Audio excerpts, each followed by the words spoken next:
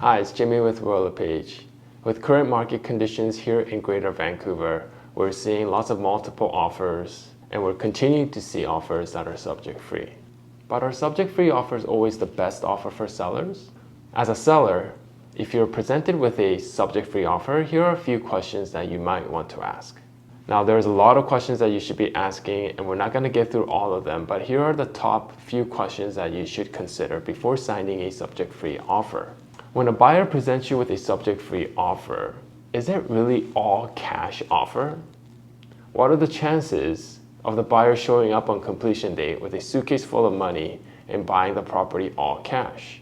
With interest rates so low, majority of the purchases will have a mortgage on it. Just because it's a subject-free offer, that doesn't mean the buyer is not getting a mortgage. If they are getting a mortgage, you might want to ask, what is their size of their down payment? Is it 20% or more? Is it 30%? 50%? If the buyer has less than 20% down payment and they're coming in subject-free, I think there's a longer conversation to be had. Now, if the buyer does have sufficient down payment, or in fact they are buying cash, but the completion dates are like 4, 5, if not sometimes 6 months out, you might want to ask, why such long completion date? Chances are they may need to sell something between that time.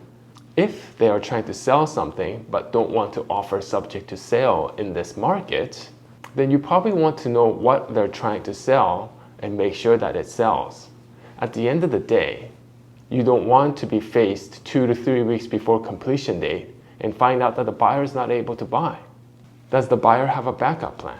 If the buyer's property doesn't sell, or if it does sell but the timing is a little off, are they going to be able to get bridge loan and complete the purchase? If they don't sell, do they have enough funds to still complete the purchase? And you as a seller, knowing that this is going to complete in a certain amount of time, and you go out and buy something, by this buyer not completing on the purchase of your property, it may jeopardize you even your purchase, which could be a chain reaction down the road. At the end, nobody wants to be in a lawsuit. Nobody wants to take legal action, and nobody wants to hire lawyers and go to court. Asking clarifying questions and finding out more details of a subject-free offer could reduce some of this headache. In fact, sometimes when you're given an offer that has subjects, it's sometimes better to take that offer knowing 100% that the buyer is qualified and ready to buy that home.